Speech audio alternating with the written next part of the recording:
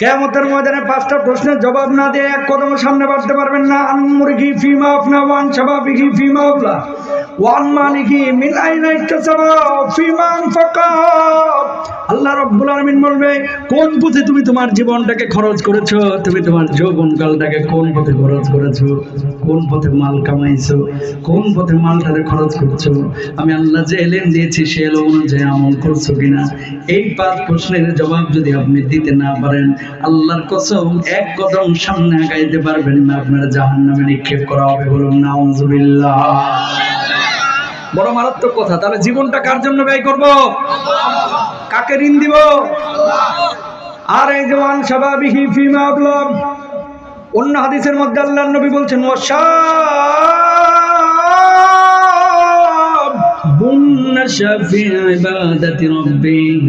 ওই যুবক যে তার যৌবনটা কালটাকে আল্লাহর ইবাদতে কাটিয়েছে। কিয়ামতের কঠিন মুসিবতের সময় মানুষ যখন পানি পানি বলে চিৎকার করবে, কেউ কারো কোনো উপকারে আসবে না। আল্লাহ রাব্বুল আলামিন ওই যুবকদেরকে আরশের নিচে বিশেষ ছায়ার ব্যবস্থা করে জান্নাতের ফয়সালা করবে। কেন বললাম এই কথাটা? বলার একটা উদ্দেশ্য আছে। বলার উদ্দেশ্য হচ্ছে এই যে আর 3 দিন পরে আসতেছে বিশ্ব ভালোবাসা দিবস, মানে যেটা পালন করবো এটা বাস দে। কথা বলেন না কেন? বিশ্ব ভালোবাসা দিবস মানে দিবস, এটা মুসলমান পালন করতে পারে না, আমাদের খ্রিস্টানরা পালন করতে পারে। ঠিক না? তুমি যে তোমার যৌবনকালটাকে, আজকে যারা মাহফিল আয়োজন করেছে তোমাদের কাছেও বলি, এবং যারা যুবক আছেন, জীবন চলে যাবে কিন্তু এই ধরনের কোন দিবস কোন মুসলমানের বাচ্চা আমরা পালন করব না, ইনশাআল্লাহ বলেন। কোথায় রোমান সম্রাট আর কোথায় ভ্যালেন্টাইন? এটা পশ্চিমা বিশ্বে রোমানদের কালচার এই বাংলাদেশে সাপ্লাই করেছে কে? ওই এর নাম কি, শফিক রেহমানের মতো কিছু লোক। সরি, ভুল হয়েছে। শুধু একজন ব্যক্তিকে বলাটা, দোষারোপ করাটা অন্যায় হবে, আমি এটা মাহজুব করলাম। এই লোকটা বিটিভিতে একটা প্রোগ্রাম করতে গোলাপ ফুল টুল দিয়ে এগুলো শুরু করেছিল, কিন্তু বাংলাদেশে এখন ঘরে ঘরে ভ্যালেন্টাইনের আকীদা পোষণ করে এরকম যুবক আছে না নাই? জোরে বলেন। আছে। সিদ্ধান্ত তোমাকে নিতে হবে, তুমি কার উম্মত। তুমি যদি নবীজির উম্মত হও, তাহলে নবীজি যা বলেছে তোমার সিদ্ধান্ত নিতে হবে, সেভাবে তোমার চলতে হবে। এই ভ্যালেন্টাইন ডে তে এত ভালোবাসা উতলাইতেছো কেন? যেগুলো এই ভ্যালেন্টাইন ডে তে ভালোবাসা প্রমোট করে, প্রকাশ করে, ম্যাক্সিমাম গুলো বিয়ের সময় এগুলো ধরা খায়। প্রেম ট্রেম করে সেঞ্চুরি করছে, আর বিয়ের সময় বলে আব্বা মেয়ে একটা খুঁজো একেবারে যেন রাবিয়া বসরির মতো ধার্মিক হয়। তো তুই যে প্রেমে সেঞ্চুরি করছস, কথা বলে না কেন? আমার মেয়েও 16 জন 17 জনের সাথে প্রেম করছে, বিয়ের সময় কাপ্পা ছেলে যেন ধার্মিক হয়, নামাজি মুত্তাকি পরেজগার হয়। তো তুই ভ্যালেন্টাইন ডে তে এই যে চিপা চাপাই ঢুকছিলি কা? ঠিক না? তুমি যদি সৎ হও তোমার জন্য ভালো স্ত্রী থাকবে, আর তুমি যদি হারামি হও, তুমি যদি হারামের সাথে জড়িত থাকো, তোমার কপালে ভালো স্ত্রী জুটবে না, তোমার কপালে পাপিষ্ঠ জুটবে। ঠিক না? মান তাশাব্বাহা বিকওমিন ফাহুয়া মিনহুম, যে যে জাতির সাদৃশ্য অবলম্বন করলো সে সেই জাতির অন্তর্ভুক্ত হয়ে গেল। এই তাকান, আমাদের নবীর নাম কি? সবাই বলেন তো। মুহাম্মদ সাল্লাল্লাহু আলাইহি ওয়াসাল্লাম। আমরা সেই নবীর উম্মত, সন্দেহ আছে কোনো? এখন কেউ যদি বলে যে আমি মেসির উম্মত, হেসুল কাটবো মেসির মতো। কেউ যদি বলে আমি রোনাল্ডোর উম্মত, তাহলে হেসুল কাটুক, প্যান পরুক রোনাল্ডোর মতো। ঠিক না? কিন্তু কোনো মুসলমানের বাচ্চা আমরা এই সমস্ত জিনিস পালন করতে পারি না। জীবনেও বাপ মারা বললো না আই লাভ ইউ আম্মু, তোমার আমি অনেক ভালোবাসি। জীবনে বললো না আব্বা তোমার আমি অনেক ভালোবাসি।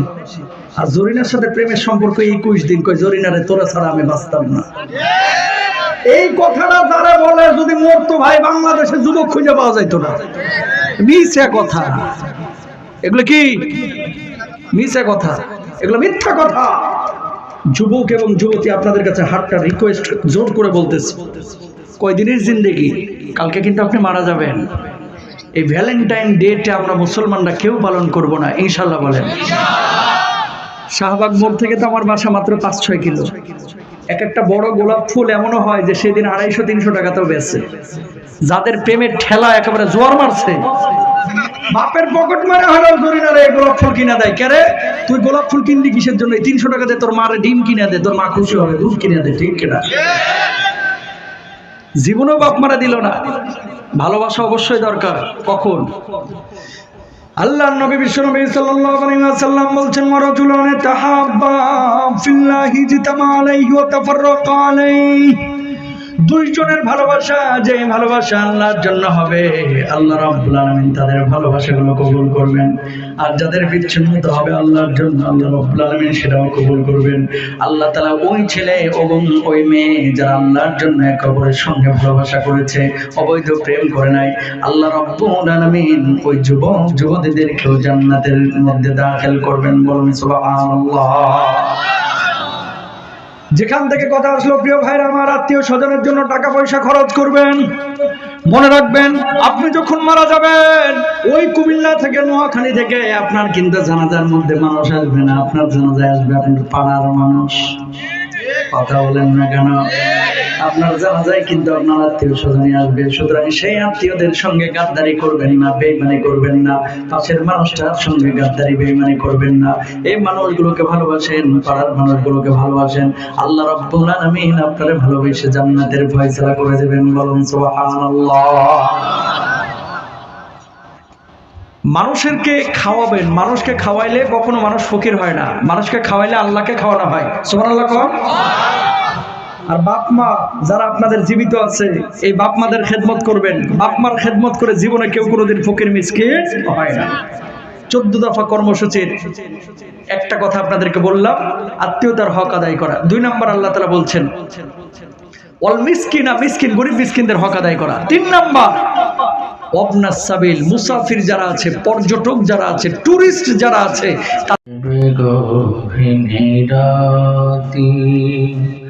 আমার যখন ফুরাবে দিন, আসবে গহীন রাতি, থেকো প্রভু জীবনে হয়েছে রসাথী, আসবে গহীন রাতি। লা ইলাহা ইল্লাল্লাহ। সবাই বলেন لا إله إلا الله، لا إله إلا الله، لا إله إلا الله، لا إله إلا الله، محمد رسول الله صلى الله عليه وسلم। হিজুলি পূর্বপাড়া গ্রামবাসী ও যুব সমাজের উদ্যোগে আজকে প্রথম বার্ষিকী ওয়াজ মাহফিলে উপস্থিত সম্মানিত সভাপতি উস্তাজুল আসাতিজা, বিশিষ্ট ইসলামী চিন্তাবিদ আলহাজ হযরত মাওলানা মিজানুর রহমান সাহেব, আবার পূর্বে আলোচনা করেছেন সারা বাংলায় আলোড়ন সৃষ্টিকারী মুফাসসিরে কোরআন হাফেজ কারি মাওলানা আব্দুল মালিক ধলেশ্বরী, আলোচনা করেছেন বিশিষ্ট ইসলামী চিন্তাবিদ সুমিষ্ট ভাষী মুফতি আব্দুল মালিক সাহেব। প্রধান অতিথি হিসাবে যার নাম দেখতে পাচ্ছি আমার অত্যন্ত ভালোবাসার মহব্বতের প্রিয় ভাই জনাব নূরে আলম সিদ্দিকী, যার সাথে অনেক জায়গায় আমার দেখা হয়েছে। আমন্ত্রিত অন্যান্য অতিথিবৃন্দ যারা উপবিষ্ট আছেন, বিশেষ করে সামনে যদি কেউ থাকেন মুহাদ্দিস, শাইখুল হাদিস বা কোনো মাদ্রাসার উলামা ইকরাম, প্লিজ আপনারা মঞ্চে এসে বসেন। আপনারা মঞ্চে এসে বসবেন ইনশাআল্লাহ যদি থাকেন। সামনে উপবিষ্ট আমার পিতৃতুল্য মুরব্বিয়ান আয়োজন যারা আছেন, সবাইকে আমার আন্তরিক সালাম। স্নেহের ছোট্ট ভাইরা যারা আছেন, সমবয়সী বন্ধুরা এবং মহিলা প্যান্ডেলে, মহিলা প্যান্ডেল আছে নাকি? আছে?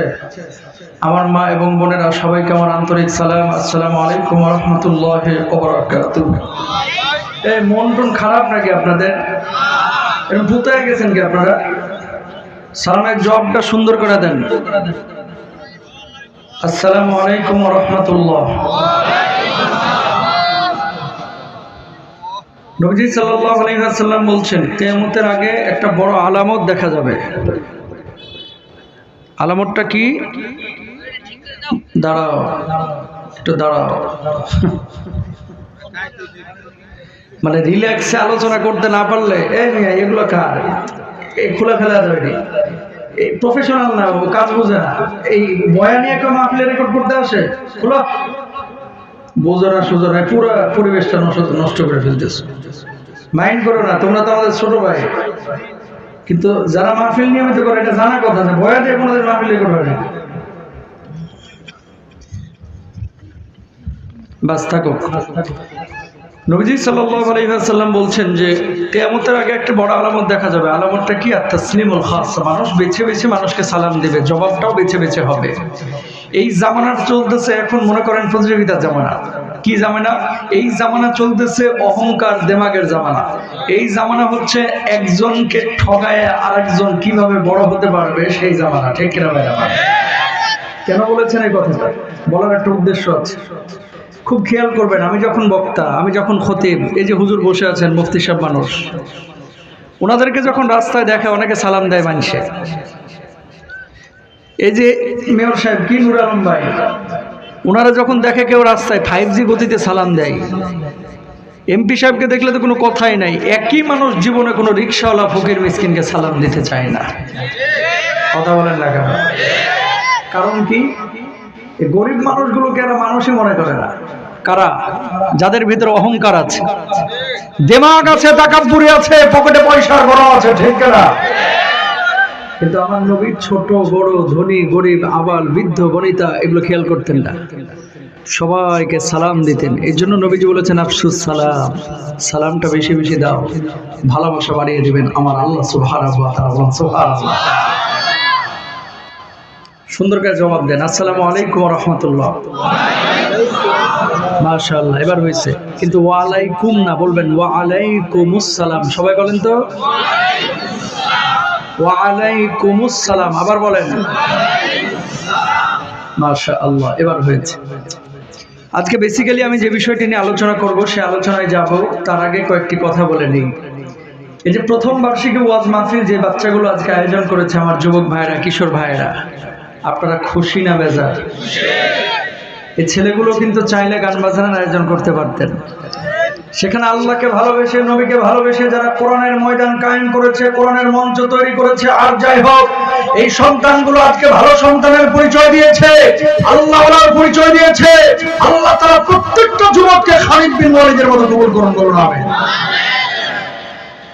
অনেক সময় মুরব্বীরা সাপোর্ট করে, কিন্তু কিছু কিছু ক্ষেত্রে এই ধরনের আয়োজন কোনো যুবক যখন করে, মুরব্বীরা সহ্য করতে পারে না। কারণ কি? আমরা পারলাম না, তোরা পারলি কেনতে? কথা বলেন না কেন? পারলে ভালো কাজে ওয়াতাআওয়ানু আলাল বিররি ওয়াত তাকওয়া, ভালো কাজে সহযোগিতা করবেন। যদি না পারেন চুপচাপ থাকবেন, কিন্তু বাধা দিবেন না। কারণ এই যুবকরাই আগামীর বাংলাদেশ। ঠিক কিনা? এই যুবকদের মাধ্যমে আল্লাহর জমিনে দ্বীন কায়েম হবে, এই যুবকদের মাধ্যমে ইসলামের বিধান কায়েম হবে, এই যুবকদের মাধ্যমে আল্লাহর নবীর সম্মান ইজ্জত রক্ষিত হবে। যখন এই যুবক ঠিক থাকবে, এলাকা ঠিক থাকবে, পৌরসভা ঠিক থাকবে, টাঙ্গাইল ঠিক থাকবে, রাষ্ট্র ঠিক হয়ে যাবে। ঠিক কিনা মুসলমান? আর যদি এই যুবকদেরকে আপনারা এখনই গাইডলাইন না করেন, ওই যে আইতেছে 3 দিন পরে বিশ্ব ভালোবাসা দিবস, ভালোবাসার ঠেলায় সব খসে যাবে। কথা বলেন না কেন? সুতরাং যুবকরা যে আয়োজনটা করেছে, আমরা সবাই যুবকদের জন্য একবার দোয়া করি, আল্লাহ তাআলা এই যুবকগুলোকে দ্বীনের জন্য কবুল করুন। জোরে সোরে বলেন আমিন।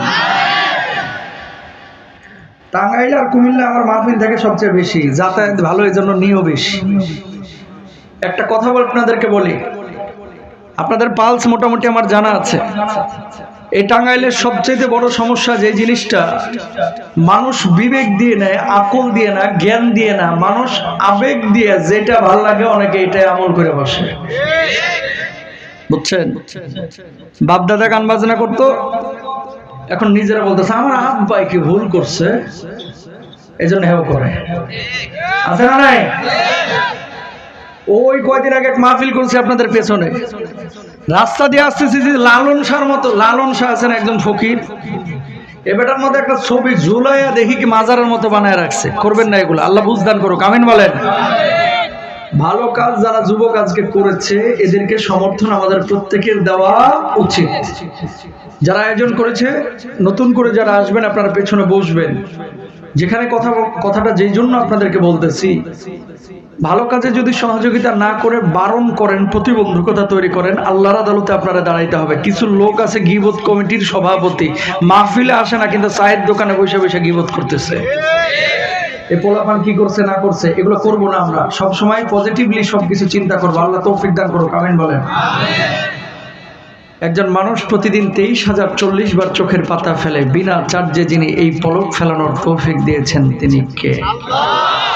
সুবহানাল্লাহ কোন। একটা হৃদপিণ্ড আল্লাহ আপনাকে দিয়েছে, হৃদপিণ্ডটা প্রতিদিন 1 লক্ষ বারের বেশি স্পন্দন দিচ্ছে। যেদিন আপনার হৃদপিণ্ডের স্পন্দন বন্ধ হয়ে যাবে, আপনার নামের শুরুতে মরহুম বসে যাবে, মানুষ আপনাকে লাশ বলবে, ঠিক না? পেটের মধ্যে গরুর গোশত, মাছ, ডিম, রসগোল্লা চমচম ঠাইসা ঢুকায় দিচ্ছেন, কেমনে হজম হয়? আল্লাহ তাআলা এই পেটটার মধ্যে প্রতিদিন 2 লিটার অ্যাসিড উৎপাদন করে, যে অ্যাসিডটা আপনার খাবারটাকে হজম করছে। জোরে সোরে বলেন সুবহানাল্লাহ। বেঁচে থাকার জন্য আল্লাহর কাছ থেকে আপনি প্রতিদিন ফ্রি অক্সিজেন নিচ্ছেন 1.4 কিউবিক মিটার, যেটার বর্তমান বাজার দর যদি হসপিটাল থেকে আপনাকে কেনা লাগতো প্রতিদিন 24,000 টাকা বিল দেওয়া লাগতো, তার মানে আল্লাহর কাছ থেকে প্রতি মাসে আপনি ফ্রি অক্সিজেন নিয়েছেন প্রায় 7,20,000 টাকা। তো আমার কিউরিসিটি জন্মালো, 60 বছর যদি একজন মানুষ হায়াত পায়, আল্লাহর কাছ থেকে কি পরিমাণ ফ্রি অক্সিজেন নিয়েছে হিসাব করে দেখলাম প্রায় 54 কোটি টাকা। আল্লাহু আকবার কর না। এবার আপনারা বলেন, এই জমিনের মালিক কে? আসমানের মালিক কে? গোলামি দাসত্ব হবে কার? সে আল্লাহর কোরআনের কথা যেখানে হবে সেখানে মুমিন ঘরের মধ্যে কাঁথা কম্বল নিয়ে বসে থাকতে পারে না। কোরআনের মঞ্চে, কোরআনের ময়দানে আল্লাহকে খুশি করার জন্য সবকিছু অর্জন করে মুমিন চলে আসবে, ঠিক কি হবে? যারা এসেছেন আসমান থেকে কিছু ফেরেশতা নেমে আপনাদের উপরে রহমতের ডানাগুলো বিছিয়ে দিয়েছেন। জোরে বলেন সুবহানাল্লাহ।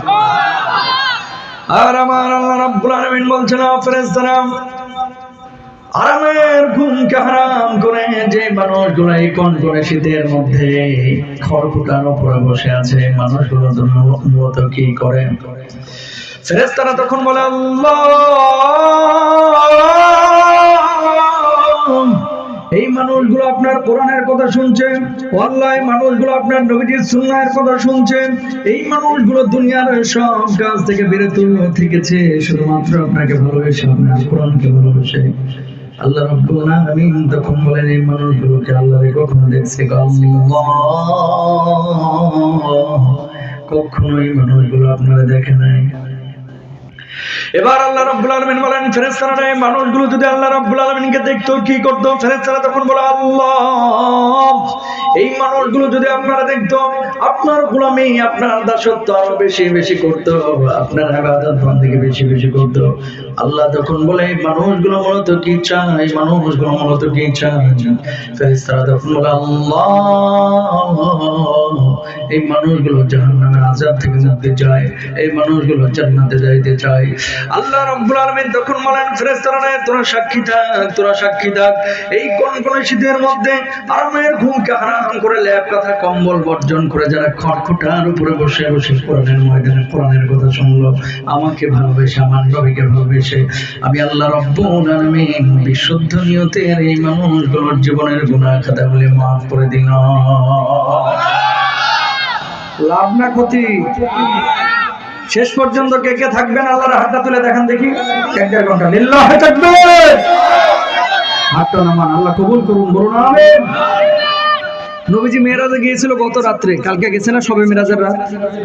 হ্যাঁ, প্রত্যেকটা জিনিসের কিন্তু একটা উদ্দেশ্য আছে।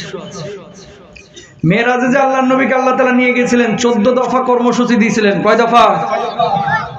নির্বাচনী ইশতেহার হয় না অনেক সময়, মেয়ররা দেয়, সরকার দেয়, পার্লামেন্ট মেম্বার দেয়। তো আল্লাহ রাব্বুল আলামিন এই মেরাজে যে নবীজিকে নিয়েছেন, এই মেরাজের মধ্যে আল্লাহ তাআলা 14টা কর্মসূচি নবীজিকে দিয়েছিলেন, যেগুলো আল্লাহ তাআলা পবিত্র কোরআনুল কারীমের সূরা বনী ইসরাইলের মধ্যে উল্লেখ করেছেন। বলুন সুবহানাল্লাহ।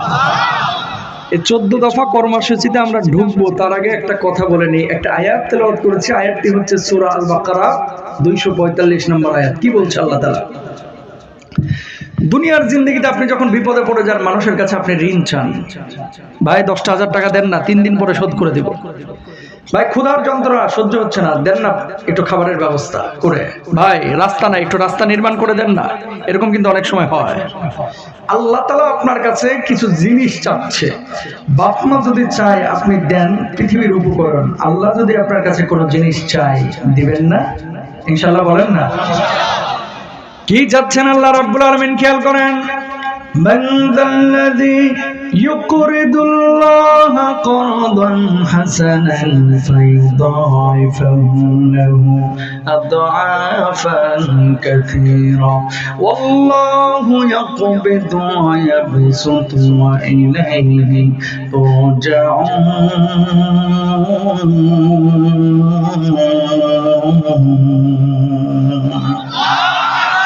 আল্লাহ রাব্বুল আলামিন বললেন, যে ব্যক্তি আল্লাহ রাব্বুল আলামিনকে ঋণ দিবে, আল্লাহ রাব্বুল আলামিন তারে দ্বিগুণ বদলা দিবেন, তিন গুণ বদলা দিবেন, বহু গুণ বদলা বাড়ায় দিবেন। কি বদলা? কিয়ামতের ময়দানে আল্লাহ রাব্বুল আলামিন ওই মানুষগুলোর জন্য চূড়ান্ত জান্নাতের ফয়সালা করে দিবেন। সুবহানাল্লাহ। এক শ্রেণীর মানুষ কিয়ামতের ময়দানে আল্লাহ রাব্বুল আলামিনের বিচারে আদালতে দাঁড়াবে। আবার আল্লাহ বলবে, গোলাম, এই যে দরজাগুলো দেখছি, সেই দরজাগুলো কিসের দরজা? মানুষগুলো তখন বলবে, আল্লাহ, এই দরজাগুলো জান্নাতের দরজা। আল্লাহ রাব্বুল আলামিন তখন বলবে, গোলাম, জান্নাতের মধ্যে যাইতে তোর মন চাই। মানুষগুলো তখন বলবে, আল্লাহ, জান্নাতে যাওয়ার জন্য তো অনেক চেষ্টা দুনিয়ার জিন্দেগিতে চালিয়েছি, আল্লাহ যদি জান্নাতের মধ্যে যাইতে দেন তাহলে তো ভালোই হয়। আল্লাহ রাব্বুল আলামিন তখন বলবে, গোলাম, যা যা যা, জান্নাতের যেই দরজা দিয়ে খুশি সেই দরজা দিয়ে আল্লাহ রাব্বুল আলামিনের জান্নাতে চলে যা। মানুষগুলো অবাক হয়ে যাবার বলবে, আল্লাহ, দুনিয়ার জিন্দেগিতে কি এমন কাজ করেছিলাম যার জন্য আজকে জান্নাতের ফয়সালা করলেন? আল্লাহ রাব্বুল আলামিন তখন বলবে, দুনিয়ার জিন্দেগিতে তুই আমার ঋণ দিয়েছিলি, তার জন্য আজকে জান্নাতের ফয়সালা করলাম। মানুষগুলো বুঝবে না, আল্লাহ জীবনে তো আপনারা দেখি নাই, কেমনে আপনারা ঋণ দিলাম। আল্লাহ রাব্বুল আলামিন বলবে, গোলাম, তোর বাড়ির পাশে যে মানুষ চলভুক্ত ছিল তার জন্য যে খাবারের ব্যবস্থা করেছি, তার জন্য যে হাঁটা চলাচলের রাস্তা নির্মাণ করেছি, তার অসুস্থ ছিল স্ত্রী, তাকে সহযোগিতা করার জন্য 20,000 টাকা বিনা সুদে ঋণের ব্যবস্থা করে দিয়েছি। ওই মাখলুকগুলোর প্রতি ইহসানটাকে আল্লাহ আমি নিজে ইহসান হিসেবে গ্রহণ করেছি। আমার জন্য মসজিদ বানিয়েছি, মাদ্রাসা নির্মাণ করেছি, আমার জন্য মানুষকে খাবার দাবার খাওয়াইছি। আমি আল্লাহ রাব্বুল আলামিন এইগুলোকে ঋণ হিসেবে গ্রহণ করে তোদের জন্য জান্নাতের ফয়সালা করে দিয়েছি। জোরে বলেন না সুবহানাল্লাহ। মানুষগুলো তখন কল্পনা করবে আর বলবে, আল্লাহ, যদি আগে জানতাম তাহলে আরো বেশি বেশি কাজগুলো করতাম। এই এলাকায় তো একটা ওষুধ ঘর নাই, আসেনি?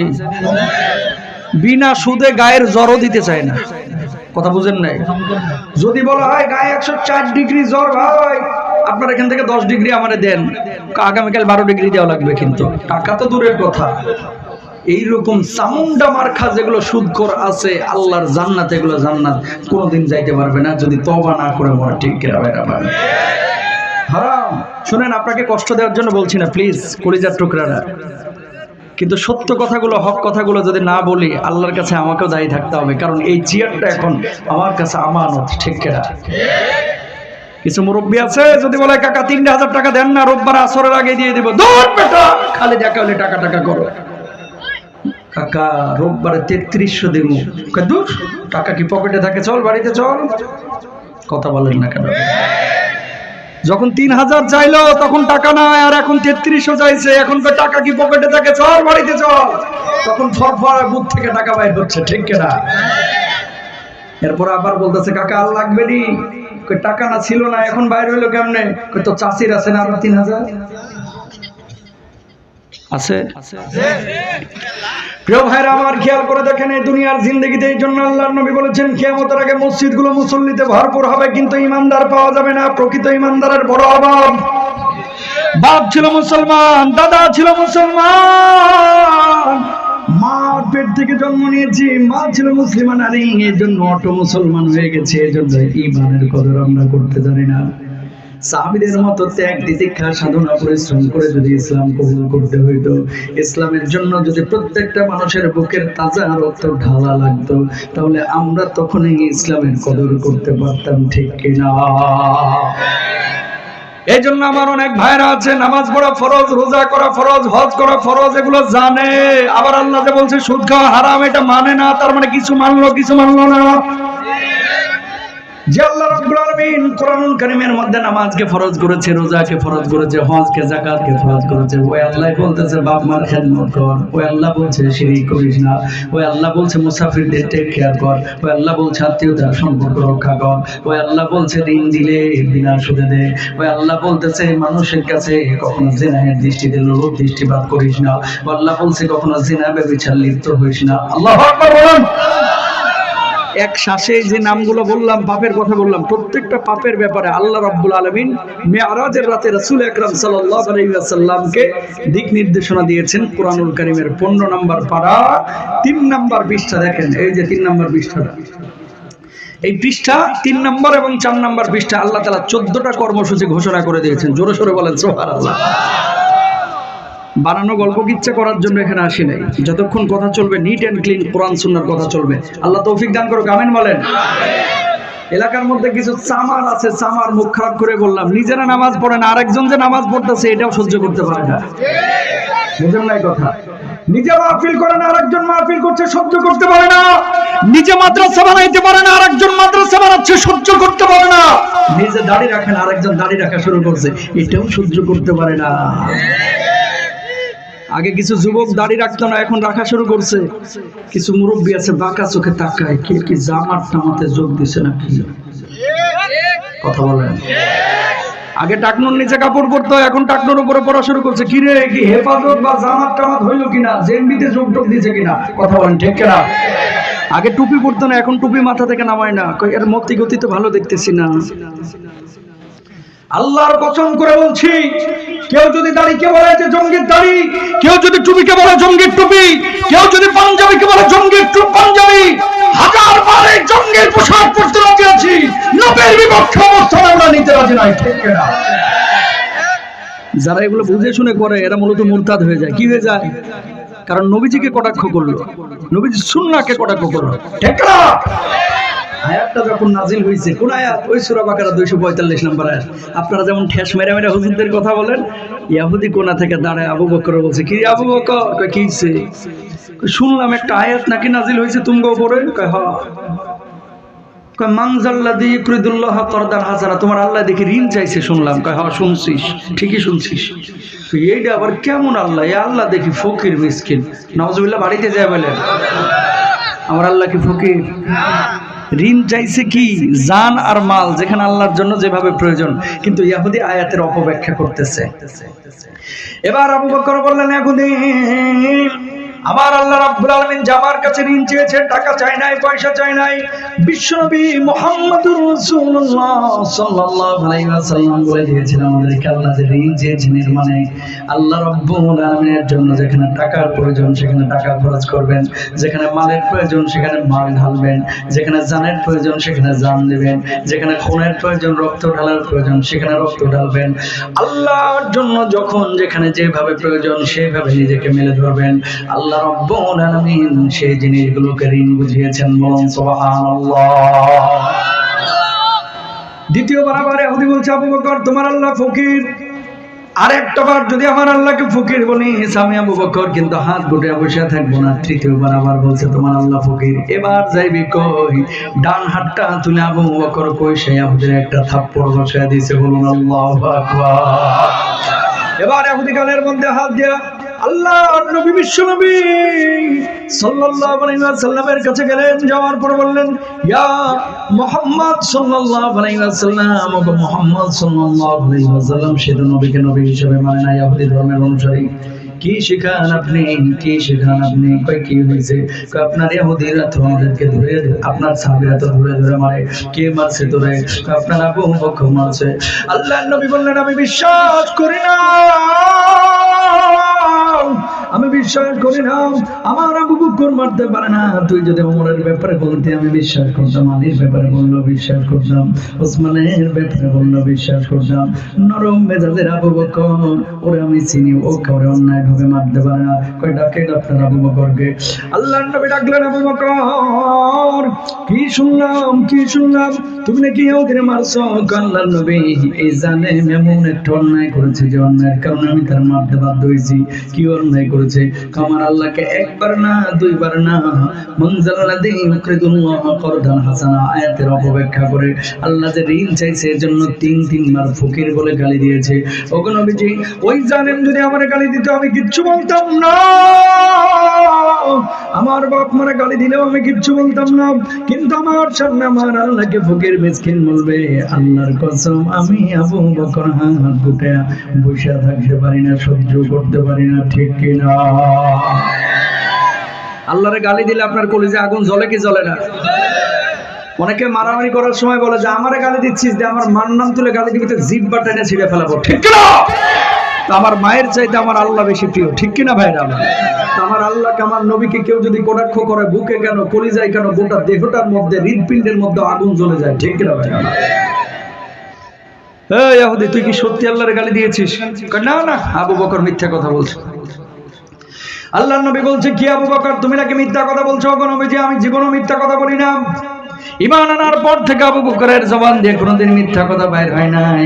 মিথ্যা কথা বলছে, আল্লাহর নবী বলছেন, ও যে বলতেছে তুমি মিথ্যা বলতেছো। আবু বকর জবাব দিলেন, ওগো নবীজি, ঈমান আনার পর থেকে কখনো মিথ্যা বলি নাই। মেরাজের পরে সর্বপ্রথম আমি তো স্বীকৃতি দিয়েছিলাম, এই জন্যই তো আপনি আমার সিদ্দিক উপাধি দিয়েছিলেন। এবার আল্লাহর নবী চিন্তা করলেন, বিচার আমার করতেই হবে, কারণ কি যদি বিচার না করি, ফয়সালা সিদ্ধান্ত আমি না নেই, ইহুদি গোটা মদিনার বুকে ছড়ায় দেবে। মুহাম্মদ সাল্লাল্লাহু আলাইহি ওয়াসাল্লাম নিজের গোত্রের লোক দেখে বিচার করলেন। আল্লাহর নবীকে এবার ইহুদি বললেন, আপনি বিচার করেন। আবু বকর কিন্তু আমার মারছে, কই তুই কি সত্যি গালি দিস নাই? কয় না। আবু বকর আল্লাহর নবী বলছেন, আবু বকর ওই যে আল্লাহ রাব্বুল আলামিনকে ফকির মিসকিন বলে গালি দিয়েছে, তার কি কোনো প্রমাণ আছে? ওই জায়গায় ছিলাম আমি, আর ছিল ইহুদি, আর তো কেউ ছিল না, প্রমাণ তো নাই, সাক্ষী আমি হাজির করতে পারবো না। আল্লাহর নবী বললেন, আবু বকর তুমি যদি সাক্ষী হাজির করতে না পারো, যেভাবে তুমি থাপ্পড় দিয়েছো সেইভাবে তোমার একটা থাপ্পড় দেবে, বলুন নাউযুবিল্লাহ। আবু বকর জবাব দিলেন, নবীজি আল্লাহ রাব্বুল আলামিনকে গালি দিয়েছে, এই কারণে তারে আমি থাপ্পড় মেরেছি। এটা যদি আমার অন্যায় হয়ে থাকে, ইহুদি আমারে থাপ্পড় কেন? আমার জীবনটাও যদি নিয়ে চলে যায়, আল্লাহর কসম আবু বকরের কলিজার মধ্যে বিন্দু মাত্র কষ্ট থাকবে না, বলুন আল্লাহু আকবার। বলেন, ও যা খুশি করুক। নবীজির চিন্তা হচ্ছে যদি বিচার না করে গোটা মদিনায় এই বদমাশ কিন্তু ছড়ায় দিবে। কথা বুঝছেন? যে মুহাম্মদ সাল্লাল্লাহু আলাইহি ওয়াসাল্লাম ওই চেয়ারম্যান সাহেবের মতো আর কি। চেয়ারম্যান সাহেবরা অনেক সময় বিচার করলে নিজের লোকটোক হইলে বিপদে পড়ে যায়। হক কথা বা সত্য বিচার করলে অনেক মানুষ, যদিও চেয়ারম্যানের আত্মীয় অন্যায় করে নাই, তারপরেও বারবার ও নিজের লোক দেখে বুঝছি। কথা বলেন না কেন? নিজের লোক দেখে বিচার করে নাই, এরকম হয় কি হয় না? আবু বকর কিছু মনে করো না, ইহুদি যেভাবে তুমি যেভাবে থাপ্পড় মারছো, তোমার একটা থাপ্পড় বসা দেখ, সুদবোধ হয়ে যায়। ইহুদি তো এবার রেডি হচ্ছে, আজকে তোর একদিন আমার একদিন মারবে কারে? আবু বকর রে। আবু বকর গালটা পাইতে দিছে, আর শাজিম থেকে দেখছেন যিনি তিনি কে। আর আস্তে করে আল্লাহ নামটা জোরে বলে গুনাহ হবে, জোরে বলেন মাশাআল্লাহ। জিবরিল আমিন এদিকে দেখ আমার হাবিব কি বিচার করছে। মুহূর্তের মধ্যে আমার হাবিবের কাছে গিয়ে হাজির হ, আর বল আবু বকরের পক্ষে দুনিয়ার কোনো সাক্ষীর প্রয়োজন নাই, আমি আল্লাহ রাব্বুল আলামিন আরশ আজিম থেকে আবু বকরের পক্ষে সাক্ষী হয়ে গেলাম। আর বল আবু বকরের গালটা যেন ইহুদির হাত স্পর্শ না করে। জিবরিল আমিন তো আসমান থেকে আল্লাহ রাব্বুল আলামিনের কাছ থেকে নবীজির কাছে আসতেন, এলেঙ্গায় প্রায় 17 মিনিটের জ্যামে বসে থাকতে হয়। চোখের পাতা ফেলানোর আগে আল্লাহর নবীর কাছে এসে হাজির। ইয়া রাসূলুল্লাহ, কি বিচার আপনি করছেন? খবরদার খবরদার, এহুদের হাত যেন আবু বকরের গালে স্পর্শ না করে। আল্লাহ কিন্তু সব কিছু দেখছেন। ভাই কি হয়েছে? আল্লাহ রাব্বুল আলামিন আমারে পাঠিয়েছে, আবু বকরের পক্ষে দুনিয়ার কোনো সাক্ষীর প্রয়োজন নাই। আল্লাহ রাব্বুল আলামিন নিজেই আবু বকরের পক্ষে সাক্ষী হয়ে গেছেন। সুবহানাল্লাহ। ওকে নবী জেনে না, আয়াত 4 নম্বর পারা 13 নম্বর পৃষ্ঠা। লাকাদ সামিআল্লাহু কাওলাল্লাযীনা ক্বালু ইন্নাল্লাহা ফাকীরুন ওয়া নাহনু আগনিয়া।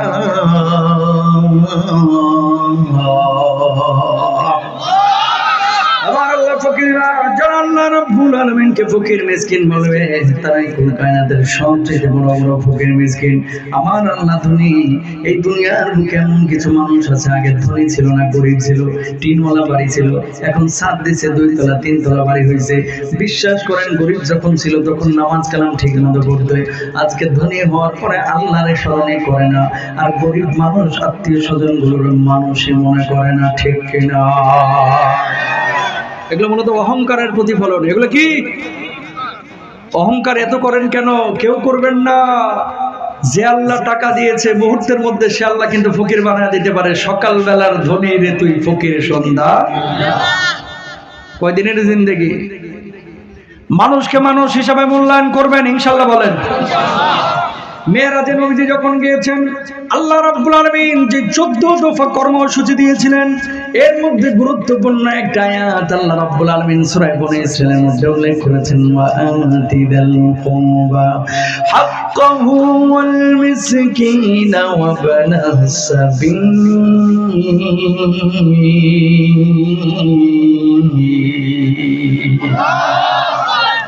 আবার আল্লাহ রাব্বুল আলামিন বললেন আত্মীয়তার হক আদায় করো।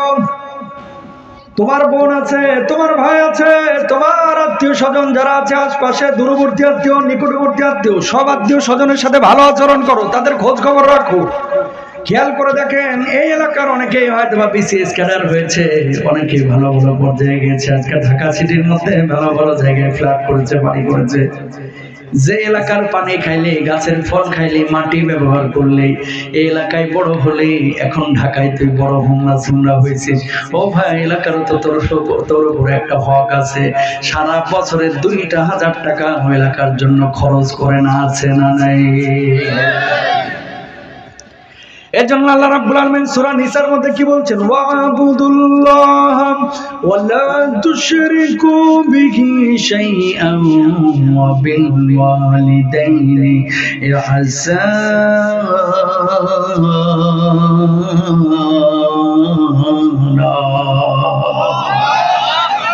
এই আয়াতের শেষ অংশে আল্লাহ রাব্বুল আলামিন বলছেন, ওয়াল জারিদিল কুরবা ওয়াল জারিল জুনুবি ওয়াস সাহিবি বিল জামবি ওয়াবনিস সাবিল। নিকট আত্মীয়, দূরবর্তী আত্মীয়, কেউ কেউ আত্মীয় আছে ব্লাড কানেক্টেড, কোন কোন আত্মীয় আছে ব্লাড কানেক্টেড না কিন্তু একটু দূরে, আছে না নাই? আমাদের সমাজের টেন্ডেন্সি এখন কি দেখেন, আপন চাচাতো ভাইয়ের মেয়ের বিয়ে, পয়সাওয়ালা ধনী যদি কেউ হয়ে যায় আর বড় সড়ো যদি অনুষ্ঠান করে, দেখবেন বিয়ের দাওয়াতের ক্ষেত্রে প্রথমেই যেগুলো মালওয়ালা টাকাওয়ালা এগুলোর আগে বাইসা বাইসা দাওয়াত যায়। কথা বলেন না কেন? একই গোষ্ঠীর মধ্যে অটো চালায়, সিএনজি চালায়, ভ্যান চালায়, এগুলোরা ডেকে ডেকে দাওয়াত যায় না। কারণ কি, এগুলোরা দাওয়াত দিলে তেমন কোনো লাভ নাই, মোটা মোটা বান্ডিল পাওয়া যাবে না, 5-10 হাজার পাওয়া যাবে না, পাওয়া যাবে কাচের প্লেট। কথা কয় না? আমার নবী বলছেন ওই ওলিমার খাবার সবচেয়ে নিকৃষ্ট যে ওলিমার মধ্যে বেছে বেছে ধনীদেরকে দাওয়াত দেওয়া হয় আর গরিবদেরকে নেগলেক্ট করা হয়। আজকে ভাই 40-এ বলেন আর বিয়ের অনুষ্ঠান বলেন, খেয়াল করে দেখেন কয়টা ভুখা গরিব মিসকিন দাওয়াত পায়, বরঞ্চ কুপ্তাই পড়া সব ধনী মানুষগুলোকেই বাইসা বাইসা বারবার টাকাটা দিয়ে নিয়ে আসে, ঠিক কিনা? যেটার পয়সা আছে, ভাবি আপনি না আসলে কিন্তু আমি মন খারাপ করব। কথা কয় না? একবার ফোন দেয় না, 5 ওয়াক্তে ফোন দেয় জোহরের সময়, ভাবি 21 তারিখ কিন্তু মনে আছে ভাবি। আর যে অটো চালায়, সিএনজি চালায়, রাস্তায় দেখায় লেঙ্গা বাজারে, বাস স্ট্যান্ডে, পুলিশ বুথের পাশে অটো নিয়ে দাঁড়ায় আছে, এই তোর ভাস্তির বিয়ে, সময় থাকলে যাইস।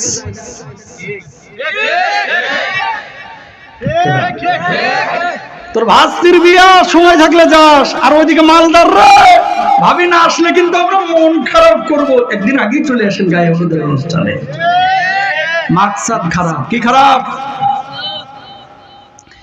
এই জন্য আল্লাহ নবী সাল্লাল্লাহু আলাইহি ওয়াসাল্লাম কি বলছেন খেয়াল করেন, তুমি যদি হায়াতের মধ্যে বারাকা চাও, তুমি যদি রিজকের মধ্যে বারাকা চাও, হায়াতটা বরকতময় হোক, রিজিকটা বরকতময় হোক যদি চাও, তাহলে আত্মীয় স্বজনের সঙ্গে ভালো আচরণ করো। এই জামানায় সবচাইতে বড় অবহেলিত আত্মীয় হচ্ছে চাচা, অবহেলিত আত্মীয় হচ্ছে ফুফু, অবহেলিত আত্মীয় হচ্ছে মামা, অবহেলিত আত্মীয় হচ্ছে নিজের আত্মীয় স্বজন, ব্লাড কানেক্টেড যারা আছে। নিজে হুমড়া চুমড়া হয়ে যাচ্ছে, হাজার হাজার টাকা কামাচ্ছে, লাখ লাখ টাকা কামাচ্ছে, কিন্তু নিজের গরিব আত্মীয় স্বজনের দিকে অনেকে খোঁজ খবর রাখে না। আবার এই লোকটাই দেখা যায় নিজের এলাকায় টাকা না দিয়ে শাহজালাল ইয়ামানী রহমাহুল্লাহ ওই কবরে সিলেটে গিয়ে 10,000 দান করে আসে, ঠিক কিনা? আল্লাহ রাব্বুল আলামিন কি বলছেন? ওয়াফি আমওয়ালিহিম হাক্কুল লিসাইলি ওয়াল মাহরুম।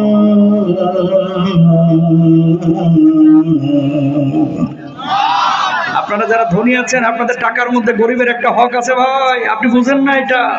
এই হকটা দিয়েছে কে? আল্লাহ। কিয়ামতের ময়দানে 5টা প্রশ্নের জবাব না দিয়ে এক কদম সামনে বাড়তে পারবেন না। আনমুরগি ফিমা আপনা ওয়ান শাবাবিহি ফিমা আবলা ওয়ান মালিকি মিন আইনা ইকতাসাবা ফিমা আনফাকা। আল্লাহ রাব্বুল আলামিন বলবে, কোন পথে তুমি তোমার জীবনটাকে খরচ করেছো? তুমি তোমার যৌবনকালটাকে কোন পথে খরচ করেছো? কোন পথে মাল কামাইছো? কোন পথে মালটারে খরচ করছো? আমি আল্লাহ যে এলেম দিয়েছি সে এলেম অনুযায়ী আমল করছো কিনা? এই 5 প্রশ্নের জবাব যদি আপনি দিতে না পারেন, আল্লাহর কসম এক কদম সামনে আগাইতে পারবেন না, আপনার জাহান্নামে নিক্ষেপ করা হবে। বলুন নাউযুবিল্লাহ। বড় মারাত্মক কথা। তাহলে জীবনটা কার জন্য ব্যয় করব? কাকে ঋণ দিব?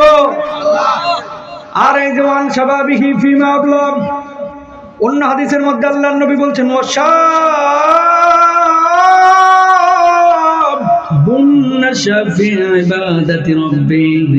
ওই যুবক যে তার যৌবনটা কালটাকে আল্লাহর ইবাদতে কাটিয়েছে, কিয়ামতের কঠিন মুসিবতের সময় মানুষ যখন পানি পানি বলে চিৎকার করবে, কেউ কারো কোনো উপকার আসবে না, আল্লাহ রাব্বুল আলামিন ওই যুবকদেরকে আরশের নিচে বিশেষ ছায়ার ব্যবস্থা করে জান্নাতের ফয়সালা করবে।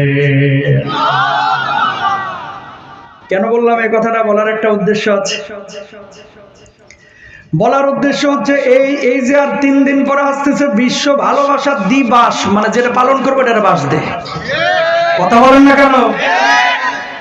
বিশ্ব ভালোবাসা দিবস মানে দিবস। এটা মুসলমান পালন করতে পারে না, আমাদের খ্রিস্টানরা পালন করতে পারে, ঠিক না?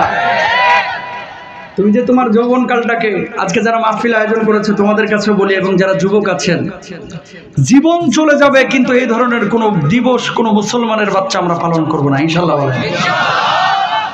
কোথায় রোমান সম্রাট আর কোথায় ভ্যালেন্টাইন?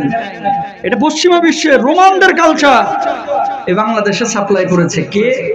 ওই এর নাম কি, শফিক রেহমানের মতো কিছু লোক। সরি, ভুল হয়েছে। শুধু একজন ব্যক্তিকে বলাটা, দোষারোপ করাটা অন্যায় হবে, আমি এটা মাহজুব করলাম।